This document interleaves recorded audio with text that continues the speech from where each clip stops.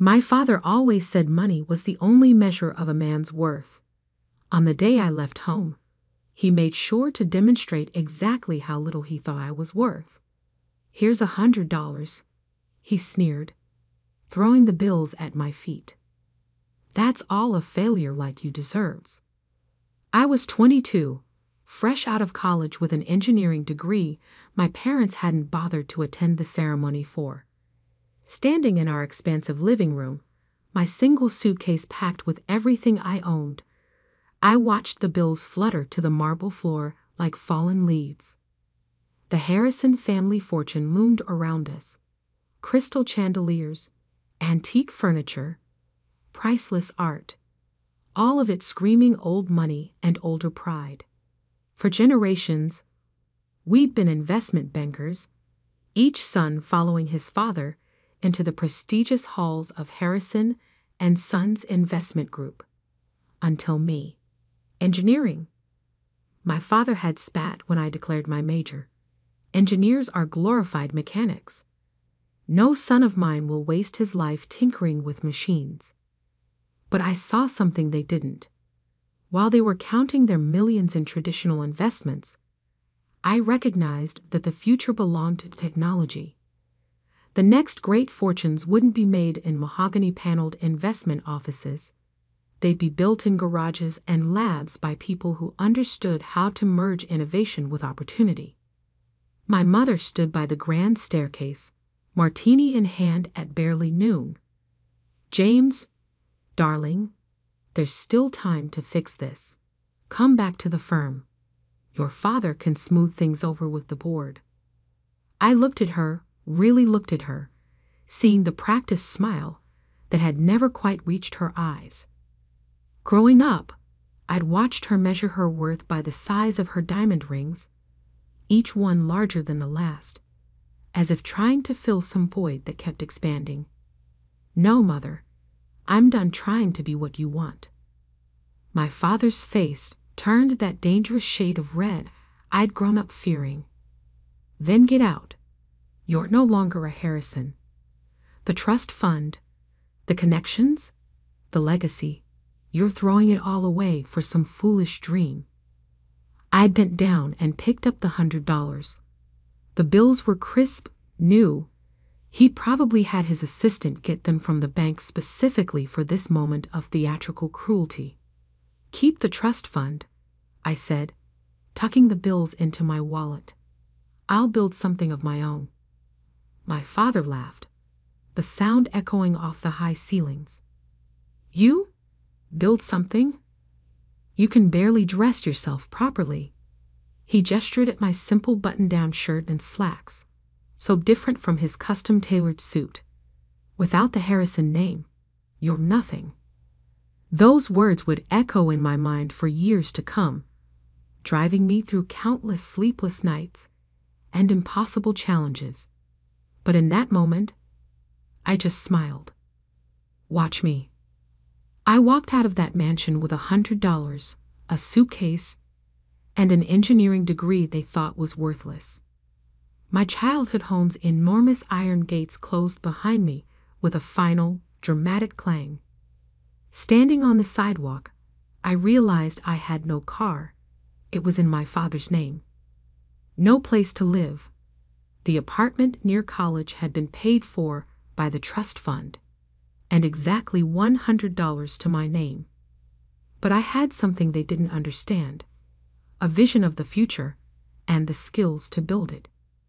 I walked to the bus station, bought a $40 ticket to Silicon Valley, and used another $10 on a burger and fries.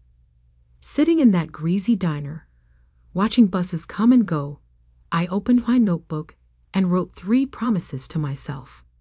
I would never use the Harrison name for gain. I would build something that would change the world. When I returned, it would be on my own terms. $50 left. Not enough to rent a place, barely enough to eat for a few days. But I had my laptop, my degree, and most importantly, an idea that had been forming in my mind throughout college. The world was rapidly moving toward renewable energy. But there was a critical problem no one had solved: storage. Solar and wind power were becoming cheaper, but batteries remained inefficient and expensive. I had developed a theoretical design for a new type of energy storage system, one that could revolutionize the entire industry.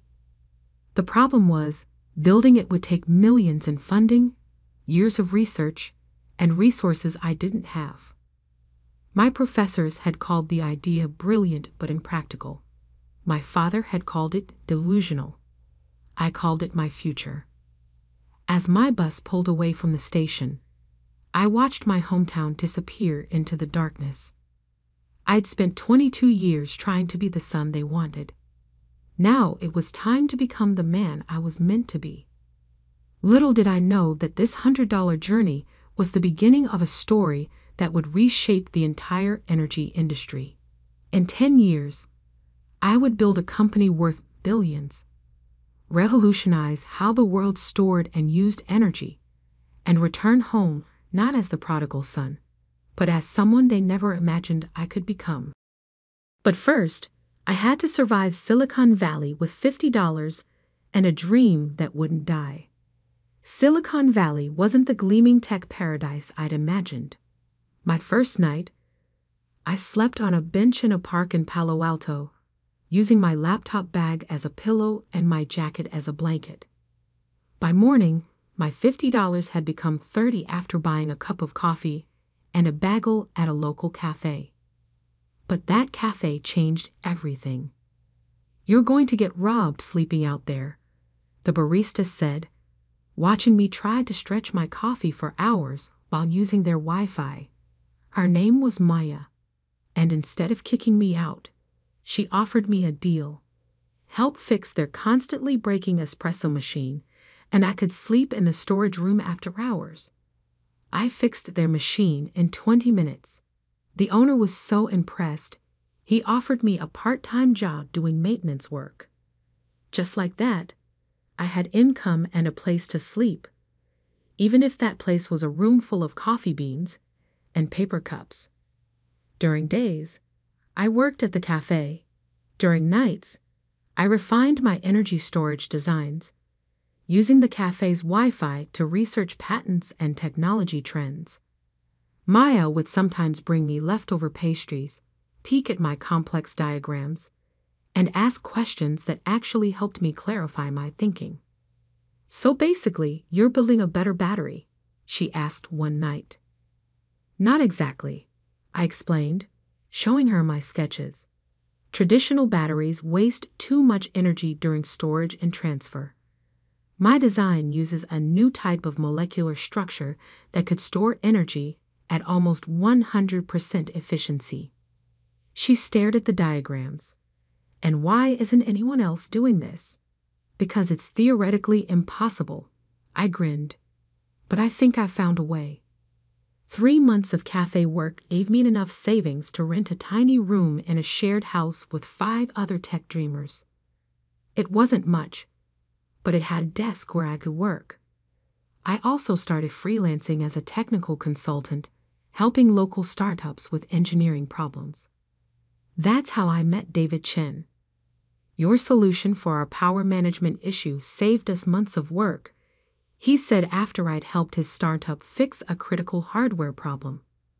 "What else are you working on?" I hesitated, then decided to take a chance. I showed him my energy storage designs. David was silent for a long time, staring at my detailed technical specifications. Finally, he looked up. "This could change everything, but you'll need serious funding to build a prototype." I know. I didn't tell him about my family's wealth, about the trust fund I'd walked away from. "I'm working on it." David proved to be more than just another client. He introduced me to Dr. Sarah Wong, a leading researcher in molecular engineering at Stanford. She spent 6 hours grilling me about my designs, trying to find flaws in my theories. "It's ambitious," she finally said. "Maybe impossible. But if it works," she paused. I have some connections at Berkeley's Energy Research Center. Would you be interested in using their lab facilities? Would I be interested in accessing one of the world's top research facilities? Yes, I managed to say calmly. I would. For the next year, I worked 4 jobs: cafe maintenance in the mornings, freelance consulting during the day, research at Berkeley's labs in the evenings, and refining my designs late into the night. I lived on energy drinks and determination. Then came the breakthrough. It happened at 3 a.m. in the Berkeley lab. I'd been testing different molecular configurations for weeks, trying to find the perfect structure for energy storage. When the test results came back, I checked them 3 times because I couldn't believe what I was seeing. It worked. The prototype stored energy at 98.7% efficiency, nearly perfect energy transfer, something that was supposed to be impossible. Dr. Wang verified my results herself. "This isn't just a breakthrough," she said, staring at the data. "This is revolutionary." Within a week, I had meetings with 3 major venture capital firms. David helped me prepare my pitch, and Maya came over every night to help me practice, throwing tough questions at me until my answers were perfect. The first 2 VC firms said the same thing: brilliant, but too risky. The third meeting was different. "Your technology could revolutionize renewable energy storage," said Alexandra Martinez, the lead partner at Quantum Ventures. "But why should we trust a 23-year-old unknown?" I met her eyes. "Because I've spent the last year proving impossible things are possible. Give me a chance to prove one more." They invested $5 million for a 25% stake in my company, which I named Nova Energy Systems. The name was a private joke, a new star rising from nothing.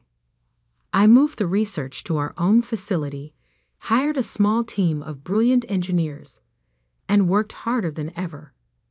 We faced countless technical challenges, numerous failures, and moments when it seemed everything would fall apart.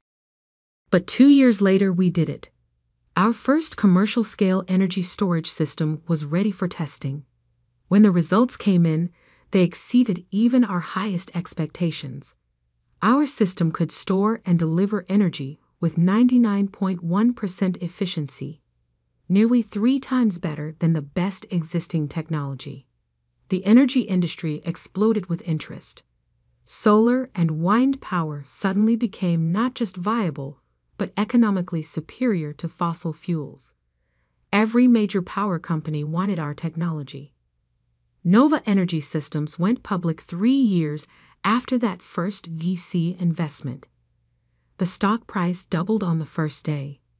By the end of the week, my stake in the company was worth over $100 million.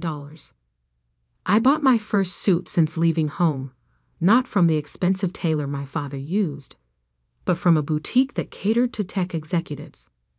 Maya, now our head of operations, helped me choose it. "Planning to show off for someone?" she asked with a knowing smile. "No," I said, adjusting the perfectly fitted jacket, "but I think it's time to pay a visit home." I hadn't spoken to my family in 5 years. Through business news and social media, I knew Harrison & Sons Investment Group was struggling. Traditional investment banking was dying, disrupted by financial technology and changing markets. They needed to adapt, to invest in new technologies. Exactly what I had tried to tell them years ago. Now they were facing their biggest crisis yet: a hostile takeover attempt by a mysterious tech-focused investment firm. What they didn't know was that the firm, Digital Horizon Capital, was a subsidiary of Nova Energy Systems, my company. I booked a flight home, my $100 million net worth a far cry from the $100 I'd left with. But I wasn't going back to reconcile or to gloat. I was going back to buy the company that had declared me worthless. Maya caught me staring at my old family photo before I left. Are you sure about this? I tucked the photo away. They taught me that money was the only measure of worth. Time to show them exactly what I'm worth. I didn't know then that my return would shake the Harrison family to its core, that my revenge would be both sweeter and more complicated than I'd imagined, or that the $100 lesson they taught me would end up costing them everything. But I was about to find out. The Harrison and Sons Investment Group headquarters hadn't changed. The same imposing limestone building, the same gold lettering, the same air of old money arrogance. But this time, I walked in through the front door not as the disappointing son, but as the CEO of the company trying to acquire them. Mr. Blake here to see the board, I told a receptionist, using the name I'd adopted after leaving. She directed me to the top floor, not recognizing the prodigal son returning home. The Harrison boardroom was exactly as I remembered. Dark wood paneling, oil paintings of past chairmen, the family crest carved above the fireplace. I played under that table as a child, listening to my father negotiate deals and destroy competitors. Now I sat at the head of that table, waiting. They filed in one by one, board members, executives, and finally, my father. He'd aged more than 5 years should allow.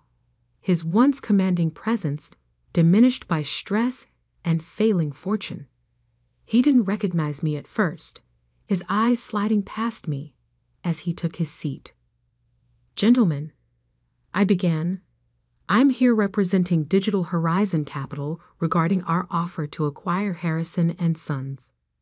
We're not interested in being acquired by some tech upstart," my father snapped, still not really looking at me. "Harrison and Sons has stood for 150 years and will collapse within 5 if you don't adapt."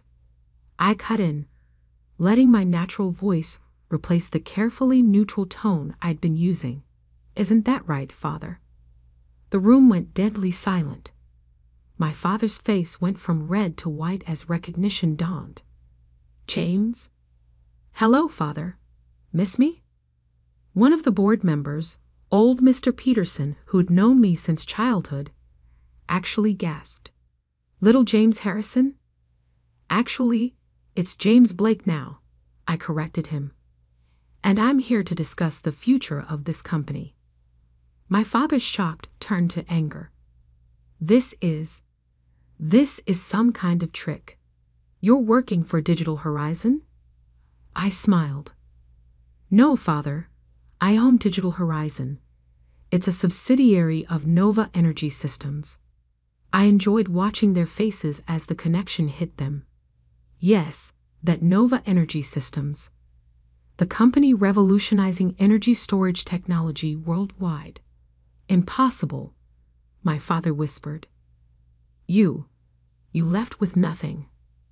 "No," I said softly. "I left with $100.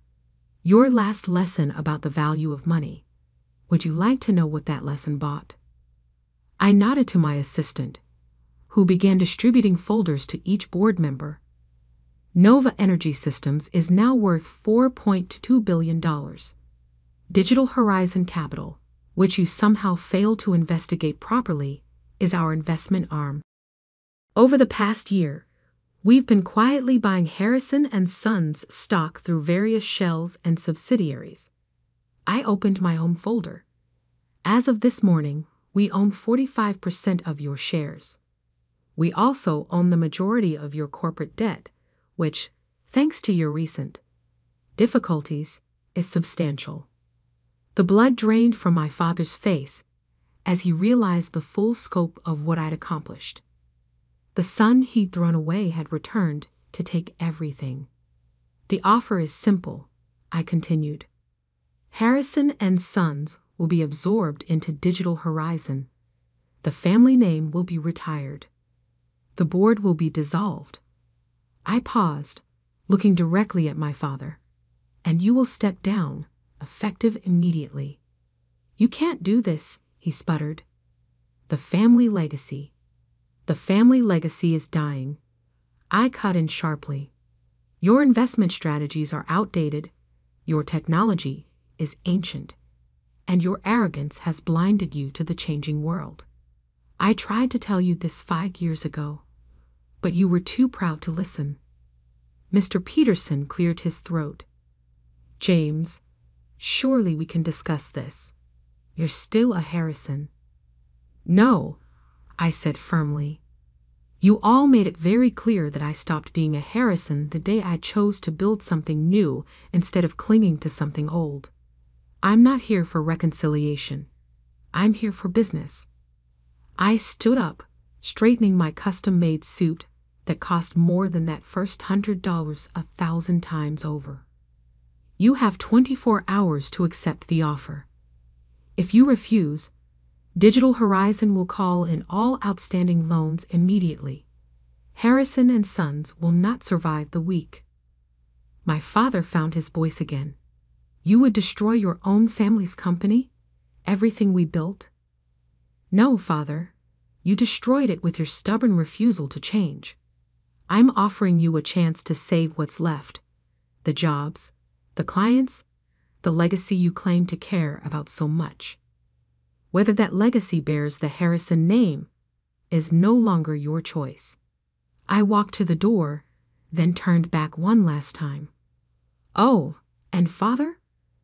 Remember when you said money was the only measure of a man's worth?" I smiled coldly. "By your own measure, what am I worth now?" The next 24 hours passed in a blur of legal meetings and press inquiries. News of Nova Energy Systems' takeover bid had leaked, sending Harrison and Sons stock into chaos. My father tried to fight, of course, calling in old favors and trying to rally support. But I had anticipated everything. Every escape route was blocked.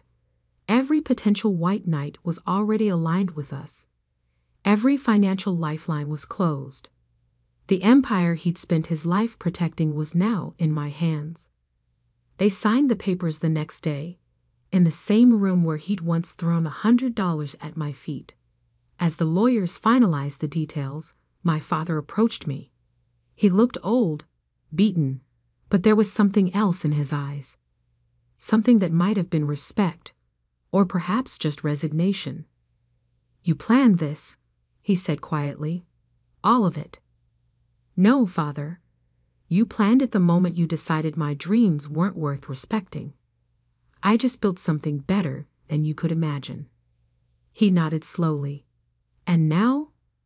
Will you destroy everything out of revenge?" I looked at him for a long moment. "No, I'm going to rebuild it into something that actually matters. Harrison and Sons will become part of a company that's helping to solve the world's energy crisis, not just moving money from one account to another. The fact that it's no longer yours is just poetic justice." As I turned to leave, he called out one last time, "James, that $100. I smiled. "Best investment I ever made, Father. It taught me exactly what I didn't want to become." The transition took 6 months. I restructured the company completely, modernizing its operations and redirecting its resources towards sustainable energy investments. Most of the employees kept their jobs. After all, this wasn't about punishing them for my father's sins. My father retired to our old family estate, his pride more wounded than his wallet. I'd ensured he kept enough money to live comfortably. My mother tried to reach out several times, always with hints about reconciliation, but I kept my distance. Some bridges, once burned, should stay ashes. A year later, I stood in my office at Nova Energy Systems headquarters, looking out over Silicon Valley. Maya brought in a small package that had arrived from my father. Inside was $100, the same bills he'd thrown at me 5 years ago. I'd left them on his desk after the takeover signing. With them was a note. You were worth more than I knew. I took the bills to the cafe where my journey had started.